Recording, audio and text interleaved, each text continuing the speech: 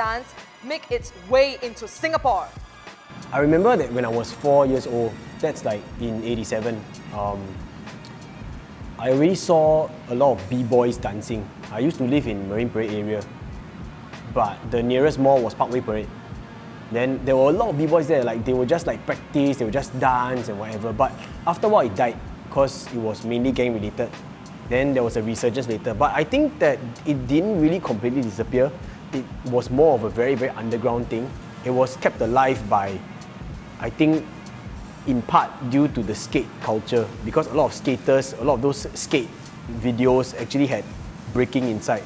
That's how I believe street dance made its way here. In my context, the first street dance that I came about and have experience with is actually me and my friends. We just like watch whatever you learn from MTV, right? Yeah. And music videos, and then you just learn the choreography on VCR.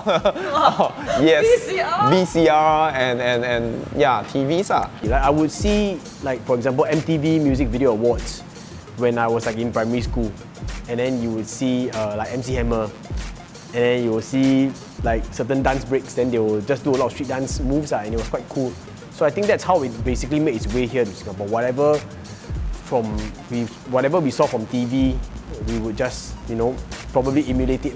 The first dance competition that I joined, street dance competition that I joined, is actually Dance Works in... Oh my god, yeah. In year 2000, I think, year 2000. I think that was the second Dance Works, or it should be the second Dance Works. And we won champion for East and South Zone, I think. I think breaking was the beginning of, breaking in Singapore was the beginning of the whole term of this thing called street dance. Then it came down to the popping, the locking, the hip-hop styles, and various other styles, right? So I think that, I think possibly around 97, 98 is, I would say, when street dance started to exist, in Singapore. For locking side, I think it's really due to Chunky. Yeah, and how Chunky actually got all this knowledge was he actually put himself out on YouTube and all that, and then he connected with this guy called Aga, godfather of locking in Singapore.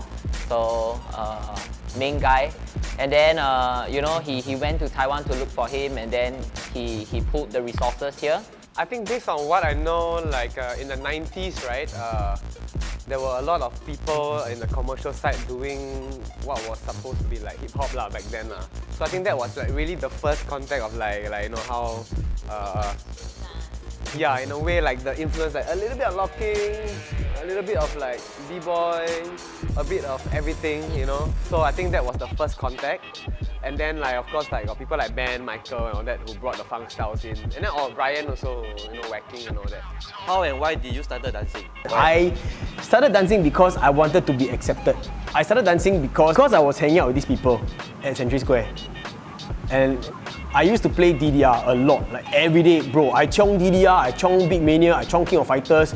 Every day, like super waste my life there. Every day just go there, just play, spend money, just chong all the way. Then I met people like B-Boy Victor. I met people like Larry, all these people there. Then we all just play arcade, all of us arcade siao one. So one of those days we were walking around, I go back a bit. So because we were playing DDR, there was this one day we actually saw this video online, this Korean dance team. Not really a dance team, a DDR team. They were a DDR team, bro, serious. Then they did crazy routines on the DDR machine too, the DDR song. And then they had things like flare, all this. And we were like... With the machine? Yeah, bro. How you do that? Like they got cartwheel and do flare, everything on the bar. Yeah, bro, very siao. Then Victor super inspired. So we were like, okay, let's try and learn this kind of thing. I don't know what this about, but let's just try to copy their routine. But then one of those days we were walking around Century Square, we also went past this shop, Miss 29. Shoutouts to Miss 29, Uncle Bobo.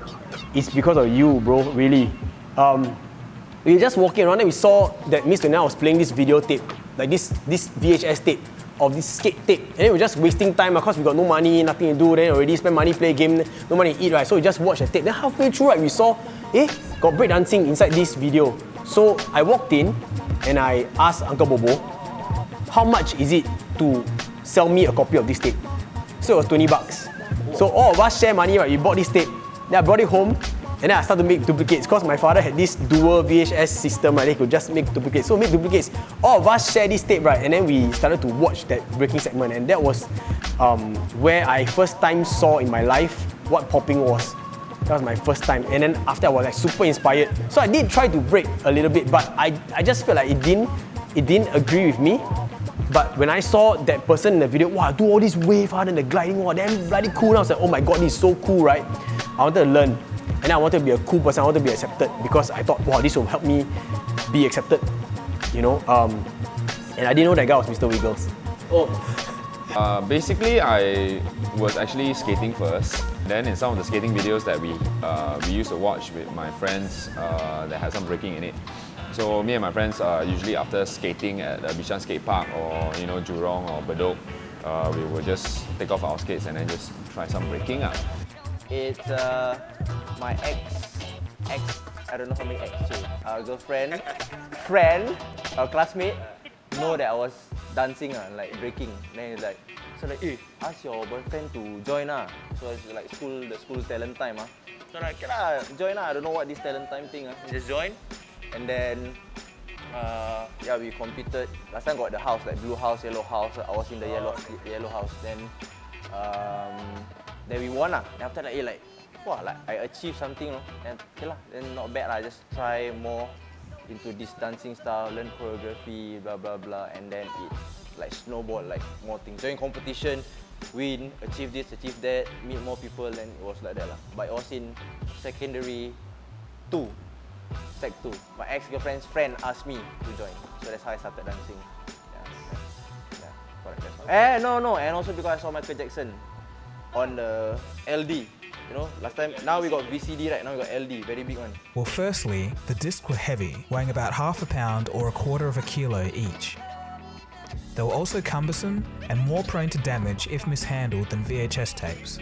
Also, because of their size, greater mechanical effort was required to spin the discs at the required speed. This resulted in much more noise generated. My father buy Michael Jackson during the concert, then he do the backslide. Hello, boys and girls. Are you ready to learn your ABCs today? That's the old way. Let's do it the new way. Now I know my A, B, C, D, E, F, G, H, I, J, K, L, M, N, O, P, Q, R, S, T, U, V, W, X, Y, Z. Now I know my ABCs. Next time, won't you sing with me? Next question! Any significant dance competition you witnessed that got you into it, like, whether it's local or overseas? There's a few. Like what made me fall into street dance is floor skill. Floor skill, right? It's a b-boy comp. Back then it was so crazy. Like that was the first time I saw like popping battles. I think it's 2007, Floor of Love, the one that you joined popping and hip hop. Yeah, so you were in the finals for both popping and hip hop. So Wait, I won. Oh, sorry. You won. I won both popping and hip hop. Yeah, correct. Yeah, he won, right? Walao sibei hao lian. Wow, the first one, right? Now that I recall, the first one was actually Funkermania. Oh, that was 2000. Yeah, I think that year was, I really can't remember the exact year, but it was before 2010 for sure. That was significant for me because that was kind of like the first showcase, like major showcase competition that I witnessed. And the moment for me was the finals actually. The finals, there was a showdown, like kind of like what we call the battle between Poppers Action Party and Pink Dollar's crew, right? It was a crew battle, so that was very fresh and new to us back then. So, wow, that battle was something, man. First ever dance competitions that I went to was Floor Skills Asia in 2007. Yeah, okay. So, but that was where I started breaking really. So I just started breaking, and that's where you see everyone from all over Asia, right? And it was really, really inspiring. But To be honest, before I even started breaking, like I mentioned previously, I did popping, hip hop. I didn't go to any kind of events that really got me to keep dancing. So that breaking event was the very first one? The breaking event was the very first one, but like similar to you, it was just all for the fun and for your friends to dance together. Yeah, so that was what kept me going at the starting point of my dancing life, I guess. Significant one that got me into dance, I guess, is back in 2004, Funkermania. Yeah, so that's my first time joining a dance competition.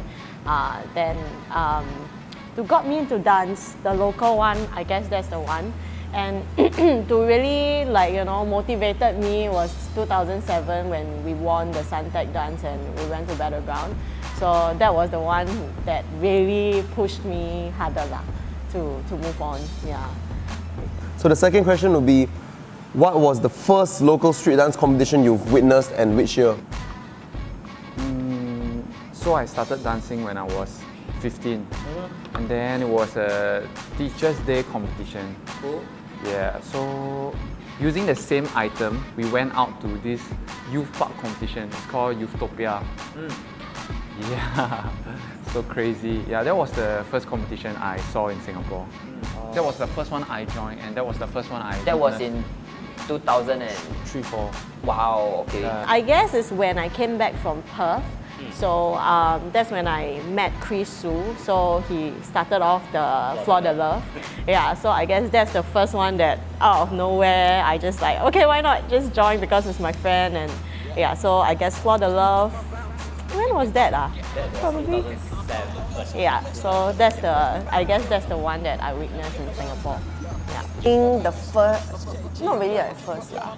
I mean the one that is one of the first few will be KO Night actually. Wow. 2008, the legendary KO Night 2008. Probably the first one I joined, which is Funkermania in 2007. I think the first one that I seen will also be the first one that I joined probably. And that will be, I guess, Floor de Love.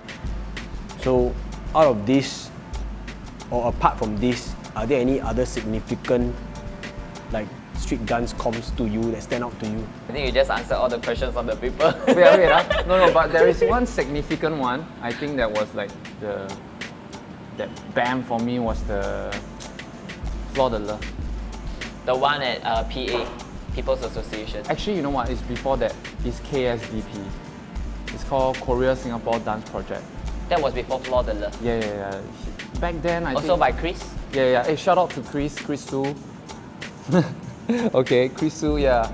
So Chris Su, he invested a lot in this dance scene, street dance scene, when nobody saw nothing about where it can go. He just threw in money and he just started bringing people down for education. Yeah, he don't even know how much he can make, or I think he lost quite a few years before he really started to break even or even earn. I think he only break even the year when Floor de Love was at, not the PA year, it was the that year was the year he broke even. That was my first Floor de Love. Yeah, so Floor de Love was for me the significant one. So you see band in hip hop battles. There's this guy called David Stickman. Wicked, Ruta, Bones and Jelly. Then you got the Studio Wu versus the old school side. That was like when I was my first crew, Poppers. Second crew actually, Poppers Action Party.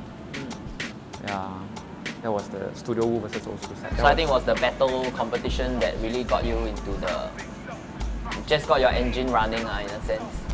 Yeah, when I first saw this, I already know that okay, this is the thing that I'm into. Yeah, but just got a lot of things just keep falling in places. Yeah, meeting new people and stuff like that.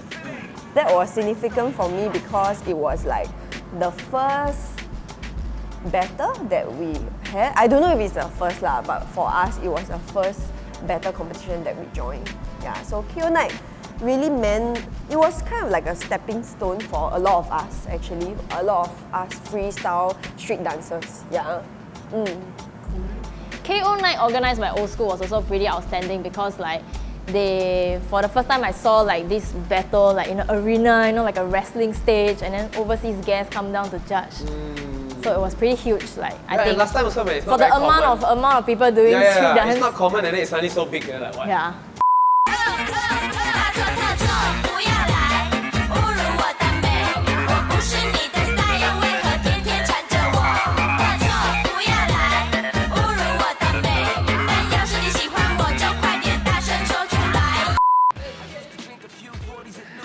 Question number 3. 4 questions in one. Brendan, what is a battle competition? Bro, last time, bro, I battled, bro.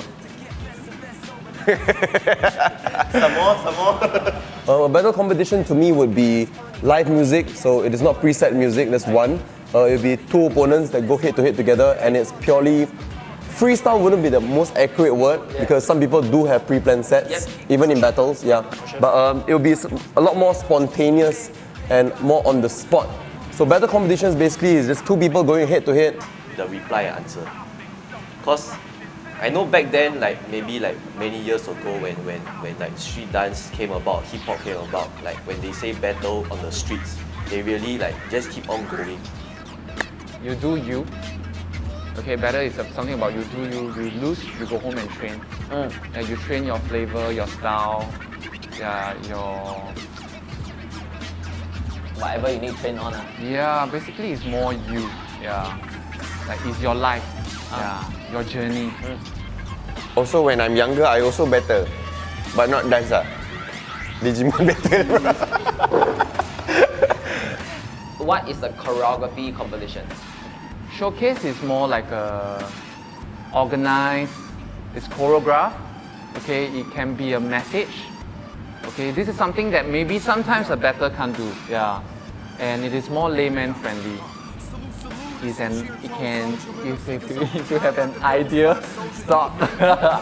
If you have an idea, right, like you can put it into a showcase. It might inspire in a different way.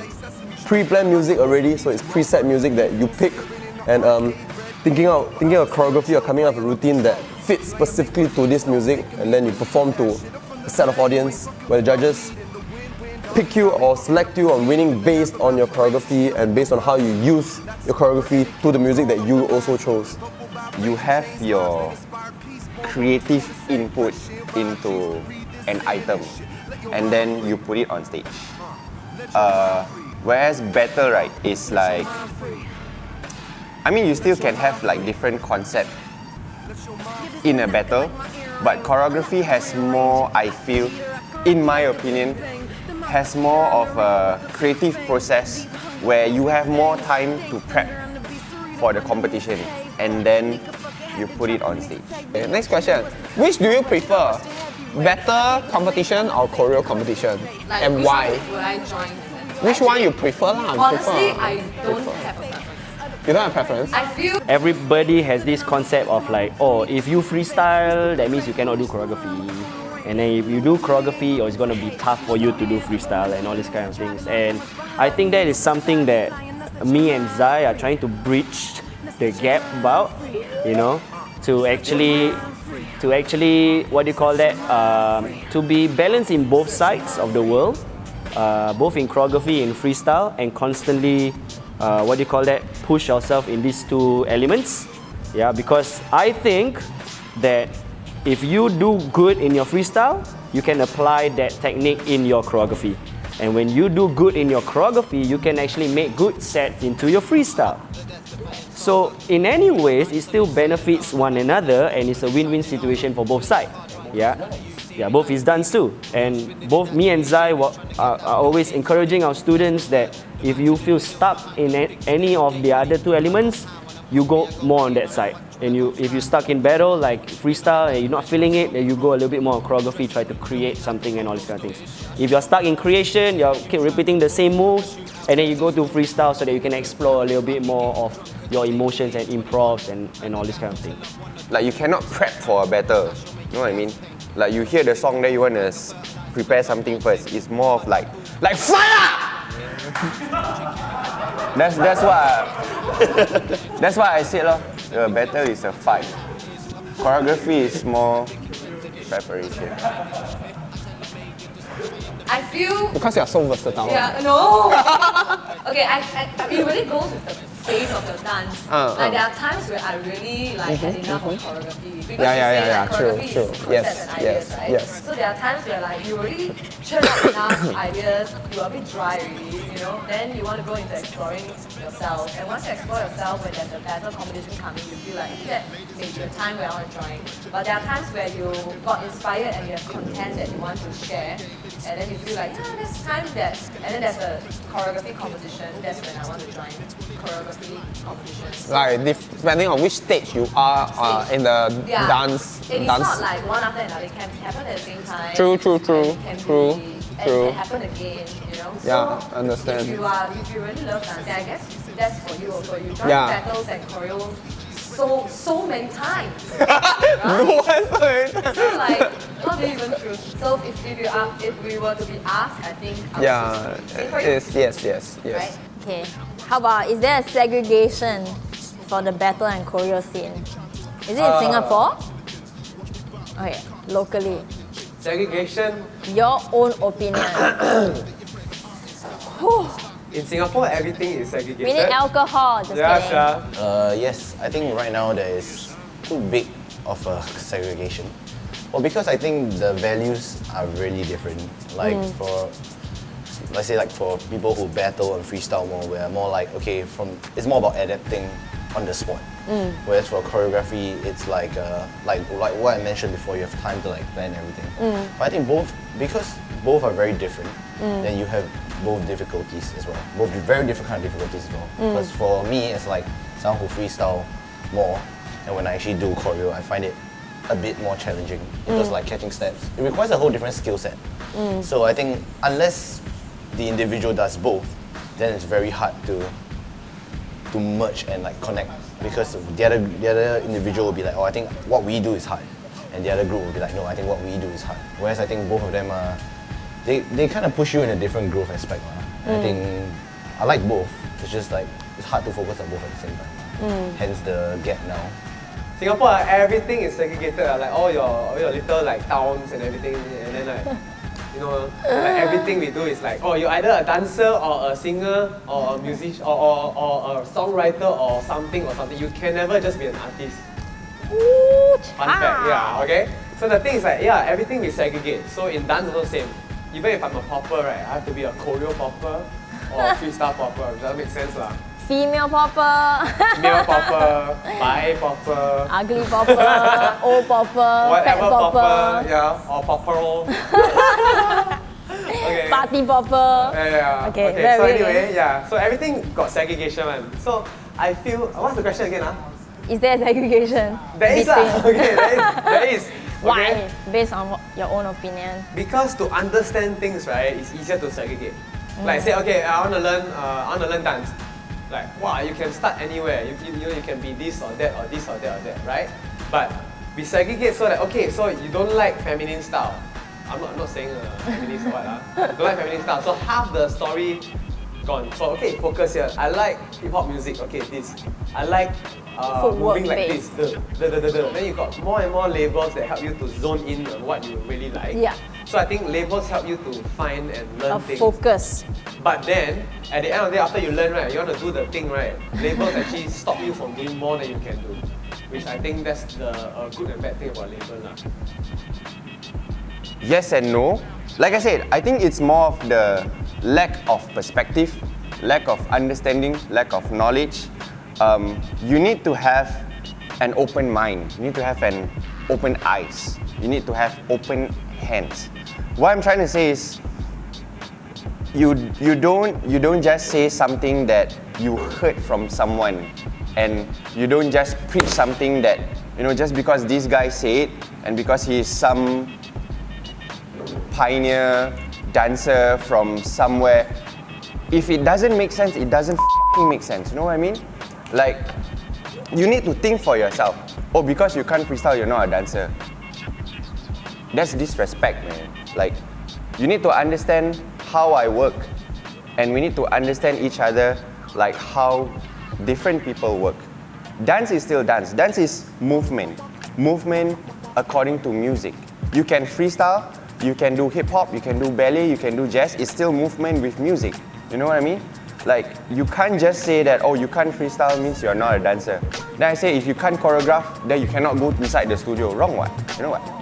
So it's like, I think it's very important to, yes, stand your ground based on your understanding, yes, but don't just preach based on what other people say. You need to really understand and really have that knowledge for you to just understand. Basically, what I'm trying to say is, if you have more knowledge, you won't say such things. When you slowly mature throughout the years, you have a much open and wider vision, and you start to understand perspectives from different people, then you realize that actually both the battle scene and the choreo scene coexist together.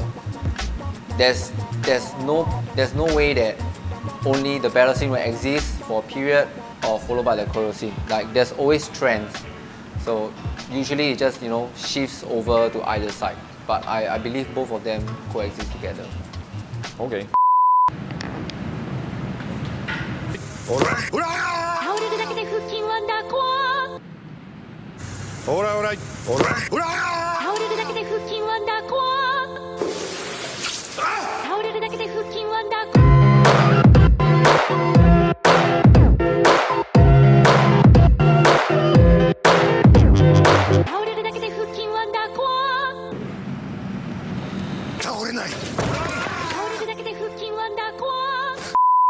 Okay, my turn.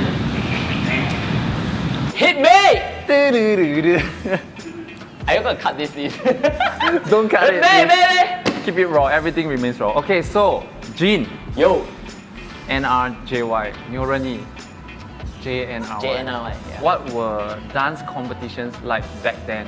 So as much as I can remember, the competition will be all showcase competition. So I've seen competitions from, like, I think the famous one last time was called Funkamania. I don't know, you know. Funkamania or Suntec Dance. Then they had their whole anti-drug thing. I think there were a lot more showcase. Right. Yeah, there weren't much battle. Even when there was battle, there weren't a proper DJ. It was just iPod. Then one song can go out for 4 rounds. Right. Yeah. Then one competition maybe will have repeated songs and all that. Yeah, we don't have that privilege. MC is just the organizer doing it themselves. Yeah, but now we have a proper MC, we have a proper DJ. Anything lesser than that, people start to, yeah. Walao eh. That's competition last time. I think you see some before also. Then the worst part of everything is you have to submit your music in CDs. If your CD kena scratch, you already. Sorry, cannot say bad word, right? If your CD kena scratch, jialat already. I tell you, very jialat. And then even if your CD is fine, right? What's worse is the Yes. This is the biggest. Oh my god. And you will see so many teams go on stage, then the music starts to be like, one more time. It's like, wow, this is like literally dance comps in the past. Then the next part is the MC. I'm not saying that the MC is a bad MC, not saying that they are bad for the job, but usually they will hire some radio DJ for MC most of the time. I think the best radio DJ MC for this kind of dance events was Sheik Haikal. Like, honestly, I think Haikal is good for an MC because he knows how to work the crowd. But other radio DJs are a bit too formal. So this was how I felt that dance competitions were in the past. Back then, I think a competition is very competitive because we all want to set our own goal. But end of the day, when everything wrap up, we are all friends. So back then, right? You were asking me. Yes, back then to sum it up, I think it's just FUN. It's very fun. Like competitions back then was just more. Like so more everyone, together. more together. More together. So basically, everyone will go for every event, Yes, everyone will go for every event. Even though we may not know his name, but you will see his face, or maybe he has always been around. So it's kind of nice to see that kind of feeling last time. Dun. Okay. Who was your biggest influence in the scene back then? With my teachers, right? So my mentors, there will be firstly Wensi and KH from Definition, because they are my longest teachers. ever. Okay, for many years, for my first 3, 4, 5, or even 5 years of my breaking life. The lastly would be Farhan. He was more than just a teacher, to be honest, because it's just not about dance. When he goes to the class, hey, come on guys, let me teach you something. Yeah. But it's the hanging out after, having The a building, meal. Yes, the building, like having the meal after, talking about nonsense, talking about anything that not related to dance. He's my crewmate, but he's always had this talent that a lot of people never had, and he always had this very impeccable style. Not only in his dressing, but also the way that he moves. So back then a lot of people wanted to be like Farhan, including myself. I was always playing catch up to him. I always until now admire his style because he's so into like style moves, like footwork. So I'm into that also. So it's like when I see him, until now lah. Back then, my inspiration will be like from all the pioneers, the old birds. It will be like Patrick, Ryan, Anton. Definitely Patrick Liu. Yeah, it's not just skills and all that. Like the way he taught, the way he dressed. Right. Yeah, you just kind of want to like, wow, it's a figurehead, it's your teacher, first ever dance teacher, comes in with baggy clothes, full Adidas tracksuit.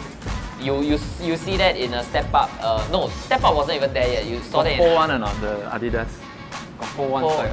Don't have. Hey, yeah, have. Some of the other classmates will 4-1 side. Yeah, Alright, man. Wow. Ooh, I'm scared. How is dance competition now? Like in this present 2018, like how is it now? The dance competition now, I feel that's a lot. Yes. Which is good. I mean, you have more exposure, but I think it's a little bit too much. That it become a little bit trashy. Really? Yeah. But Because there are a few good ones that emerge, right? there is, and I feel that Trashy, now like, why the word trashy? like Means like you don't really know the purpose of the yes, competition. correct.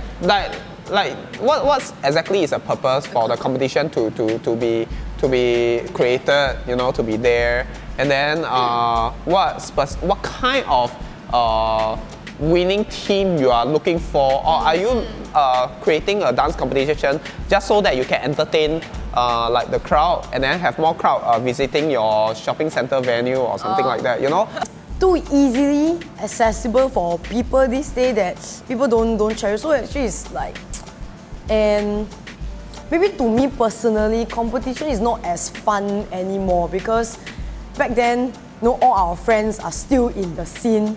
So when you go for competition, you just can go like have fun and talk to your friend, meet your friend. But nowadays when you go competition, it's like just like from your generation, it's like just that less than 10 people left. So when you go, the vibe is different. Yeah. Young and vibrant. Are you talking about yourself? Hey, why I say young and vibrant? Because nowadays a lot of dancers age, they actually start really young. For us, we started when we were in poly. So That's quite young as well. yes, I know. But now dance is introduced at a really even younger age, like in secondary schools. Yeah, so definitely the scene has exploded into ways that's beyond imagination. It's bigger lah. There's a lot of new places lah. Yeah.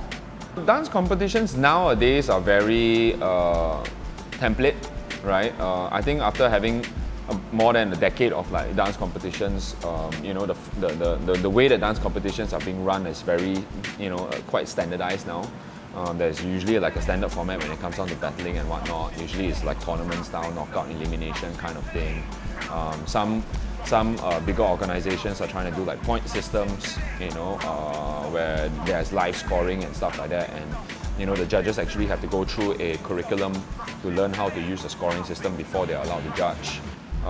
These are things that are happening with like the Youth Olympic Games.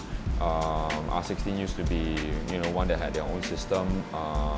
Some of the other competitions in Europe, they're also using some kind of like scoring system. And maybe moving a little bit away from just standard 1-on-1, 2-on-2, something different now. Just like games, capture the flag. This is like what? In fortress. And they catch a flag or something, you know. So, Understand. so right now I think in Singapore there's a lot of fresh Events out there. events and fresh categories. Ideas made from the organizers themselves. Okay. Are you ready for this?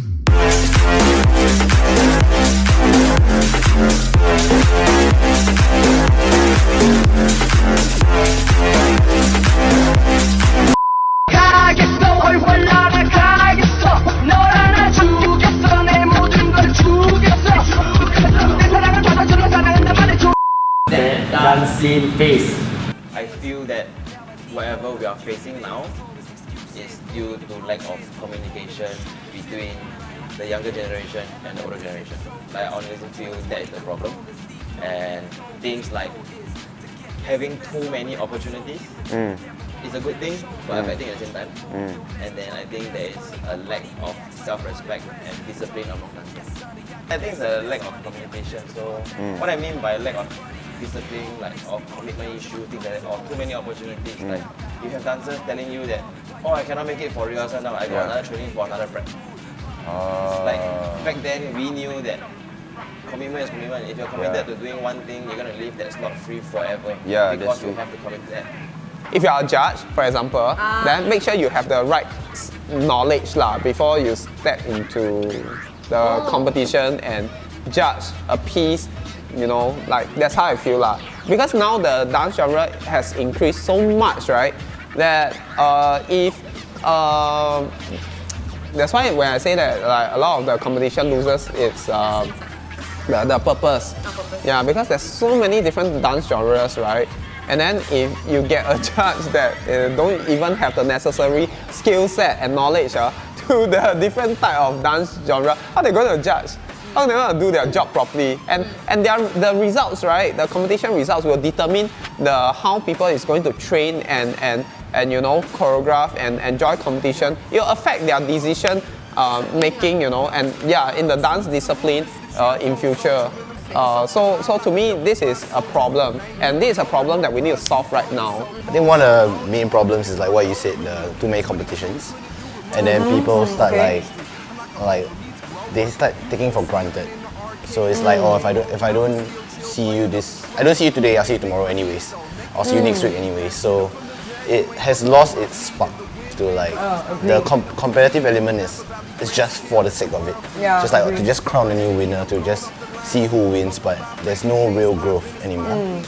So I think that's one. And two, I think that right now there are a lot of platforms for like younger dancers that may seem good, but I think in the long run it's like all these internal events and stuff. It's like, well, it's like a big fish in a small pond, you know? And then they start feeling, they don't actually come out to really test the skill or like come out and build with people who are really in the scene. And then they are kind of stuck there. They are kind of like caught up in their whole mindset. And then the juniors will start following, and then one thing leads to another, and after years, it will start snowballing as a whole. Yeah, and I just think in general, I think people need to really put in hours. Need to dedicate more. Yeah, whether it's choreography, whether it's freestyle, whether it's any genre you do, I think it requires a lot of passion and hard work if they want to see results. You know, it can't just be like talent and hope for the best kind of thing. But whereas back then, like for our generation, I think we train a lot more. Now maybe 2 hours is a lot for them, you know. Yeah. So I think that's one of the main problems, you know. I think because they are competition driven, right? The things that they look for in dance is very different also. They are looking for all the things that will help them win competition The instead approval of and stuff. yeah. No, last time, not many opportunities. But now we have a lot of platforms, so many studios, so many recitals, so many battles, so many competition. Yeah, you sleep, you wake up one competition, you win, you lose, you come back, you sleep. The next day also can competition. Yeah, sometimes one day also in the afternoon one competition, and night one competition, no problem. But last time is you really have to practice 3 months for one competition and to make sure it's kau-kau . Yeah, so but I guess it's a good problem. With a lot of platforms means more opportunities. But with more opportunities means a lot of people will take it for granted. I'll say maybe the newer people are less willing to try stuff and willing to be exposed and try to join a battle, to try to join a competition. Because now I feel nowadays a lot of them are having the mindset whereby if I do not stand a chance, or if I stand a really low chance, then I wouldn't want to try. Agree. They'll feel like, oh, it's like maybe that money to join the event, I could watch a movie. I'm like, yeah, throw it away, but also it's experience that you cannot use money to buy. I don't really find a problem in a way because I mean there's always every situation there's always something to look at. But I think it's the mindset instead. Because I find like the mindset of the new generation is that they didn't been through what we've been through when we have nothing at all. We really have to fight and build to where it is. Now it's because everything is being given to you and everything is already spoon-fed, everything's on the table, you have a whole wide of variety. Yeah, they have to choose and everything. So I wouldn't say it's a problem, I say it's a mindset because I just hope that the dancers, like the new generation dancers, able to understand that you shouldn't take things for granted all the time. Like it's not easy, especially like we are organizers as well. When we trying to do an event and we fly people down, people they will bring down these people again, but they don't know the back end story that we are making a loss every single event, or you know it's difficult to take care of these judges, or it's difficult to actually bring them down and they are finally here. That kind of small little details they will never understand. And then how do we solve it then, based on your opinion? Realistically speaking, right, you cannot solve it. I think you cannot solve it. How can you solve it, right? Hey guys, stop holding competition for all these people. No, it's not gonna happen. So, like, I think you just gotta reach a brim whereby like everybody feel that it's enough, or like, I don't know. I don't think it's gonna stop because looking at other countries, right, like Japan, Taiwan, Korea, they have many competitions too. But nobody's gonna stop making competition. It's just lesser people go for a certain competition, or some competition will just die out, but some new competition will come out again. So realistically speaking, I feel that there's no way to stop this. Kind of all these internal jams and all this. I know the whole idea is to like, get them exposure. But then I think this is like back then when we wanted to battle, we just come out and get smoked lah. You know, like getting smoked is the fastest way to learn. And it's not about like, okay, let me get ready, because you'll never be ready enough. Like even for choreography, it's like you keep changing. Even the last day itself, you'll change. You keep like, okay, I think it could be better. Well, there's no perfection, so it's an endless route. But nonetheless, you still try. Event organizer have to approach the right group of people lah. Yeah. Education is the key to everything. Yeah, we feel education in terms of us as people as well, as instructors or as friends, just talking to the youth, talking to the kids, sharing with them our experiences growing up when we were their age. I mean, we've all been there before. We all started somewhere before, you know. So I think what we can do is just educate them the right way. But the thing is, they have to start listening in the first place. They have to have an open mind for us to even tell them that in the first place. Because right now, I think still the counter problem to that is like people now are still very close-minded, so they won't really listen. I feel. Yeah. I think young people have to have curiosity. So I think curiosity is the way of always growing. Like you have to be curious to want to ask questions. Okay, I mean like the year is different. Like last time we were young, we say that like we have to do this ourselves. But I believe that like as a if I instructed yourself, then students now are a little bit different. So they expect you to like give to them. But we are all very willing to give it to them. But it's just more of like really ask us the question. So that is the more important thing, instead of just waiting for us to give them. When at the same time, when one question will lead to many answers, like we will give them a lot more compared to us just waiting for us to give them the answer straight away, which is like a half answer compared to when you ask us, we will just be like, oh, this. And that is what is most important, like curiosity on knowledge, on values, on like how do you build yourself in terms of dancer, being a dancer, being a person. That's where your values comes in, and most importantly, like what is important in building the community here. So it's more than yourself. Yeah. One of the most important one is keep practicing hard. Okay, you have to really train your techniques, and then it's from the more that becomes sharper and sharper. like mentioned, money is not. I mean, yeah, some events are pricey, but they're pricey for a reason. Correct. As much as we organizers, we set a price, we actually do think about the people that are paying, like students, can they afford, and stuff like that. But some things that they may not understand, may not see is behind the scenes is how much are we also paying. Yeah, Right. and we are just trying to break even, you know. Yeah. So I guess support is one thing, but more importantly is we do all this for them. So if they are willing to try and to be exposed and to experience, I think experience is the word. How do we bridge the scene is to have, I wouldn't say OG lah, I wouldn't say pioneer, but I would say a good community leader to lead these people and to make them understand where we all come from. And also, it takes two hands to clap. These people also need to understand like why are we saying this, you know? What I think we can do right now as both the question and answer people, both the questions that we're shooting at each other right now, I think what we can both do is share about the problems and the answers and anything that we face as we go along. And what Leonard said, like the community is bigger than us. We are all part of it, but really it is bigger than ourselves, you know? So what we can do for everyone and for ourselves as well is to just get to know each other a little better, you know, exchange a bit more, let's not be closed about things. Let's be open-minded, and yeah, I think from there is one way that we are already doing to bridge everything together, any problems together. Yeah.